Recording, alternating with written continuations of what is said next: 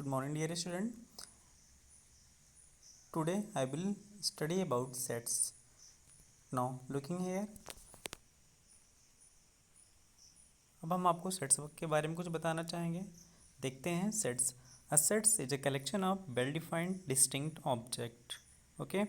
Sets जो होता है वो कलेक्शन होता है well-defined object का. The word distinct mean that object of sets must be all डिफरेंट्स.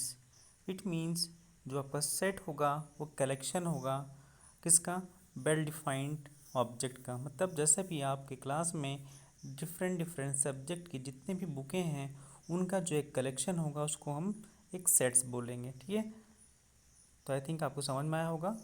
देखते हैं जो मैंने यहाँ अंडरलाइन किया है ये सेट्स की डेफिनेशन है. इसको आपको अपनी कॉपी में लिखना है. Sets is a collection of well defined distinct object.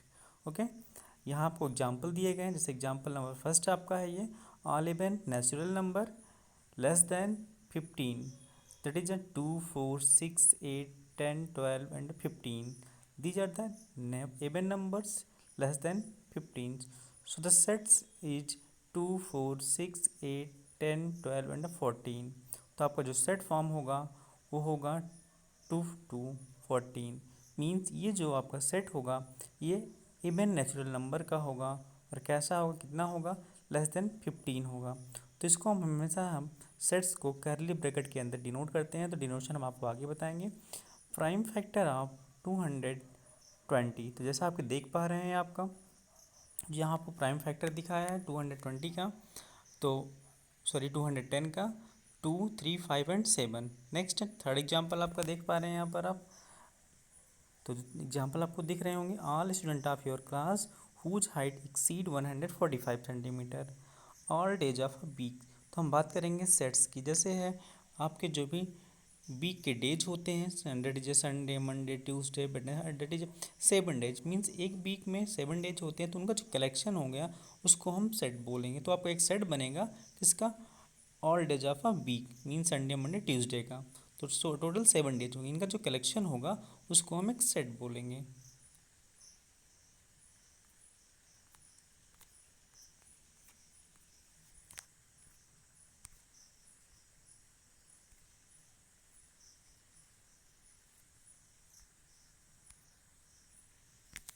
Now here notation. अब हम देखते हैं सेट को कैसे हम डिनोट करते हैं. We usually denote set by capital letters and their element by small letters. तो जो सेट होते हैं उनको हम कैपिटल लेटर से डिनोट करते हैं और जो उनके एलिमेंट्स होते हैं उनको हम स्मॉल लेटर से डिनोट करते हैं. तो आप लोग नोटेशन यहाँ पर देख सकते हैं. जो आपको नोटेशन दिख रहा होगा स्टूडेंट, आपको इसको लिखना है कॉपी में. तो हम देखेंगे नोटेशन को पहले. तो यहाँ नोटेशन आपको दिख रहा होगा.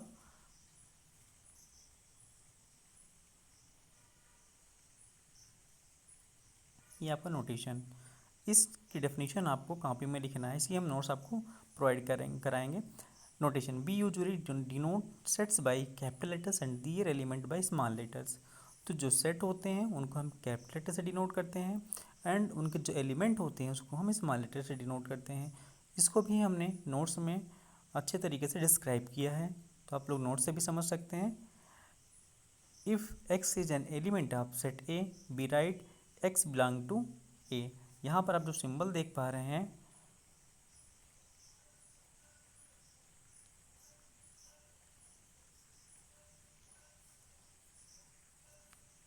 ये सिंबल आप जो देख पा रहे होंगे यहाँ पर,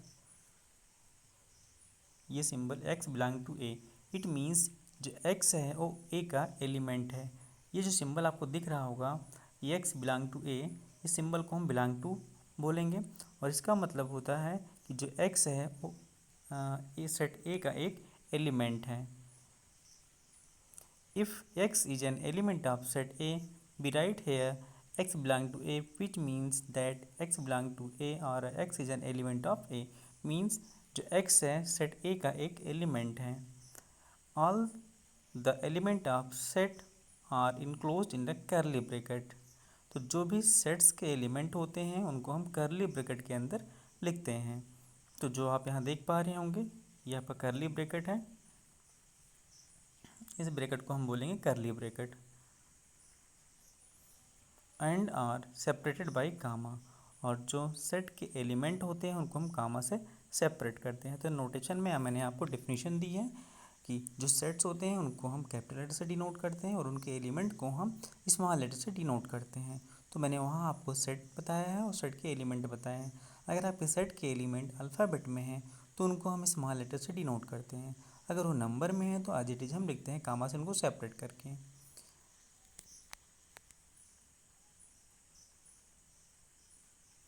तो नेक्स्ट देखते हैं रिप्रेजेंटेशन ऑफ अ सेट। हम सेट को कैसे रिप्रेजेंट करते हैं, कौन कौन से मेथड हम यूज करते हैं सेट को रिप्रेजेंट करने के लिए। There are 3 method. First is description method, next is roster method and next is rule method और अ सेट बिल्डर फॉर्म। तो हम फर्स्ट मेथड देखते हैं जो है डिस्क्रिप्शन मेथड। अब डिस्क्रिप्शन मेथड के अकॉर्डिंग हम सेट को कैसे डिनोट करते हैं उसको हम लोग देखेंगे इसमें। इन this method a well defined description of the element of the set is made and enclosed in a curly bracket। तो डिस्क्रिप्शन मेथड जैसे आप यहाँ देख पा रहे हैं ये डिस्क्रिप्शन मेथड है। अब डिस्क्रिप्शन मेथड में हम क्या करते हैं, जो भी एलिमेंट होते हैं उनको हम कर्ली ब्रैकेट के अंदर जो भी एलिमेंट होते हैं उनको उस अकॉर्डिंग ना लिखकर हम डायरेक्ट उनको लिखते हैं डिस्क्राइब करके। जैसे है आपका example first A, the set of natural number less than 9 it can be written as set A is equal to in curly bracket natural number less than 9। तो आपका ये रिप्रेजेंटेशन हुआ डिस्क्रिप्शन मेथड में। इसी तरह से हम बी एग्जाम्पल देखते हैं, the set of integer is written as B. अब यहाँ कर्ली ब्रैकेट में आपको इंटीजर लिखा होगा।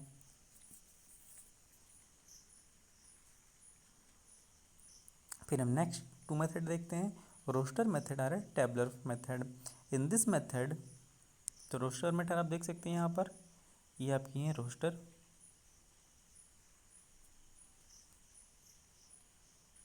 ये आपके हैं रोस्टर मेथड, यहाँ से ये मेथड आपकी रोस्टर मेथड है, टेबलर मेथड है। इन this method all the element of the set are listed and separated by comma. This list is enclosed in a curly bracket। तो रोस्टर मेथड या tabular form में हम जो set के element होते हैं उनको हम कामा से सेपरेट करते हैं और हम उनको कर्ली ब्रैकेट के अंदर लिखते हैं। तो जैसे आप एग्जांपल देख पा रहे हैं, the set of natural number less than 9 is written as A, set A is equal to in curly bracket 1 to 8। तो 1 2 3 4 5 6 7 8 इनको हमने कामा से सेपरेट किया है और कर्ली ब्रैकेट के अंदर मैंने इनको लिखा था। इसी मेथड को हम बोलते हैं रोस्टर मेथड और टेबलर फॉर्म। हम नेक्स्ट की बात करते हैं जो आपका है रूल मेथड आ रहा है सेट बिल्ड फॉर्म। ये आपका है रूल मेथड आ रहा है सेट बिल्ड फॉर्म। तो इसको हम देखते हैं, in this method we write a variables. तो हम सेट बिल्ड फॉर्म या रूल मेथड में हम सेट्स को लिखने के लिए या उनके एलिमेंट को हम डिनोट करने के लिए एक वेरिएबल का यूज करते हैं और उनको हम कर्ली ब्रैकेट के अंदर लिखते हैं। तो देखते हैं, जैसे एग्जांपल आपको दिया गया होगा, the set of natural number. तो आपको एग्जांपल दिखा है यहाँ पर, ये दो एग्जांपल दिए गए हैं। The set of natural number less than 9 is written as set A is equal to in curly bracket x such that x belong to N and x is less than 9। तो जो आप यहाँ देख पा रहे हैं, ये जो यहाँ आपको लिखा है एग्जाम्पल, ये एग्जाम्पल आपका है, ये एग्जाम्पल आपको दिख रहा होगा, the set of natural number less than 9 written as, यहाँ आप देख पा रहे होंगे ये इतना। तो हम सेट को यहाँ पर लिखेंगे ऐसे, a set A is equal to in curly bracket x such that, ये आपको दिख रहा होगा, जो डॉट दिख रहे होंगे तो बिंदु दिख रही होगी, उसका मतलब होता है सच दैट का मतलब होता है इस प्रकार। तो a set A is equal to in curly bracket x such that x belong to N. यहाँ जो आपको कैपिटल एन दिख रहा है इट मीन्स होता है नेचुरल नंबर, मतलब जो ए एक्स है वो नेचुरल नंबर्स हैं। और कैसे नेचुरल नंबर्स हैं, लेस देन 9। तो जो आप सेट बनाना है यहाँ नेचुरल नंबर का बनाना है और वो लेस देन 9 होने चाहिए। इट मीन्स 1 2 3 4 5 6 7 8 ये होने चाहिए आपके नेचुरल नंबर। तो हम इसको इस तरह ना लिख के हम सेट बिल्डर फॉर्म में लिखेंगे, set A is equal to in curly bracket x such that x belong to N and x is less than 9। फिर इसी तरह हम इसका सेकंड जो एग्जांपल है, सेकंड एग्जांपल आप देख पा रहे होंगे बी वाला, ये बी आपका एग्जांपल है। यहाँ पर ये the set of integer is written as set B is equal to in curly bracket x such that x belong to Z, Z means integers. तो यहाँ पे दो तरह के integer, positive integer and negative integers होते हैं, लेकिन यहाँ आपको सिर्फ और सिर्फ इंटीजर बताना है।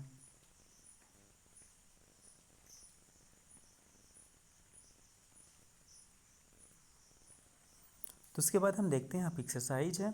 यहाँ पे exercise state which of the following collection और सेट्स।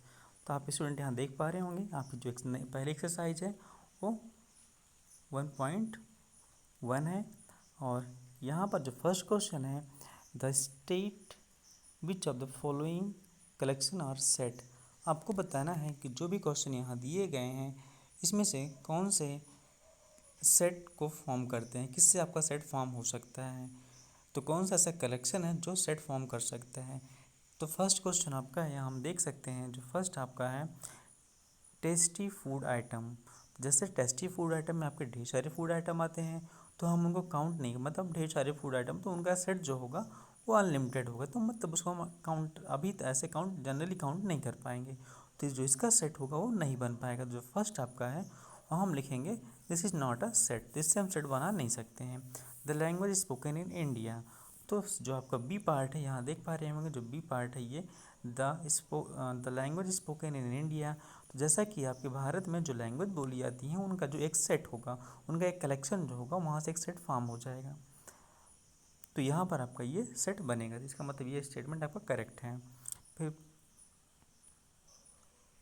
फिर बात करते हैं सी ऑप्शन की। जैसा आप ये देख पा रहे होंगे, जो आपका सी पार्ट दिख रहा होगा, सी में द मंथ, ये वाला जो पार्ट आपका द मंथ हैविंग 31 डेज। तो आपको आपके जो ईयर हैं उनमें जो मंथ 31 डेज के हैं उनका एक भी सेट बन सकता है। तो यहाँ ये भी आपका स्टेटमेंट करेक्ट है, तो यहाँ लिखेंगे ये आपका जो कलेक्शन है इससे एक सेट फॉर्म हो सकता है, यहाँ यस होगा। फिर बात करते हैं जो आपका सी डी पार्ट दिख रहा होगा। अब डी पार्ट हम देखते हैं, यहाँ पर जो डी दिख रहा है good people in the city, आपके शहर में जो अच्छे लोग हैं उनका एक कलेक्शन बनाना जिससे आप सेट फॉर्म कर सकते हैं। तो आपके शहर में ढेर सारे लोग ऐसे हैं जो अच्छे हैं और बुरे भी हैं, तो उनका कलेक्शन जो होगा हमारे लिए बहुत डिफ़िकल्ट होगा, तो ईजिली हम सेट फॉर्म नहीं कर सकते हैं। तो यहाँ भी ऑप्शन जो होगा, यहाँ पर ये जो ऑप्शन होगा ये गलत होगा। फिर बात करते हैं ई की। आप जो यहाँ पर ई देख सकते हैं vowel in the English alphabet. तो इंग्लिश अल्फ़ाबेट के जो वॉबल हैं वो तो आपको सबको पता है, तो उनका एक सेट बन सकता है, तो यहाँ पर स्टेटमेंट आपके करेक्ट होगा, तो यहाँ एस होगा। फिर बात करते हैं beautiful flower in the garden. आपके जो बगीचे में जो अच्छे अच्छे फूल होंगे उनका जो एक कलेक्शन होगा उससे एक सेट बना सकते हैं। आपको ढेर सारे ऐसे फ्लावर होते हैं, सभी फूल अच्छे होते हैं, तो भी आपको इम्पॉसिबल होगा, तो हम नहीं बना सकते इसका सेट। तो यहाँ पर एक करेक्ट क्रॉस कर देंगे या लिखेंगे, यहाँ पर आपका ये नो होगा। तो इस तरीके से आपको 1.1 सॉल्व करना है। फर्स्ट क्वेश्चन आपका होमवर्क रहेगा। फर्स्ट सेकंड थर्ड जो भी क्वेश्चन आपको करने होंगे आप लोग होमवर्क में करेंगे उनको। तो आई थिंक ये आपको जो मैंने बताया समझ में आया होगा। आपको होमवर्क में क्वेश्चन नंबर 1, 2, 3 ये सॉल्व करना है। आपका जो होमवर्क होगा क्वेश्चन 1, क्वेश्चन 2 एंड क्वेश्चन 3, ये आपके इतने होमवर्क होंगे। ये आपका क्वेश्चन नंबर 1, 2 एंड 3, तो ये आपके इतने जो क्वेश्चन हैं ये होमवर्क होंगे, आपको इसको होमवर्क में सॉल्व करना है।